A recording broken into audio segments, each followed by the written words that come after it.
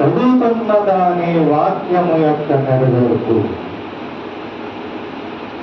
అంతేకాదు ఆయన లేచిన తర్వాత అనేక మందికి కనిపించాడు అని ఈ అపోస్తల కార్యములు మొట్టమొదట ఆ విషయాలు మనకి తెలుస్తాయి.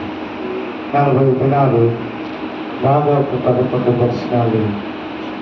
ఆయన లేచిన తర్వాత తన శిష్యులకు అనేక మందికి కనబడినటువంటి పరిస్థితి. ఇంకా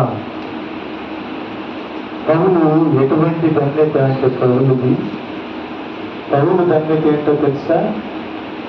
ఆయన లోకంలోకి వచ్చినప్పుడు తెలియదు. ఆయన సిలువ వేయబడటము పౌలుకు తెలియదు. చూడ ఆయన ఆరోహణమైంది తెలియదు. 3 విషయాలు చెప్తాను.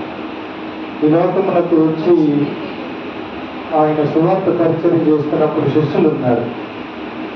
ఆయనే కనుక్కుంది, మీరు రండి నన్ను వెంబడించండి.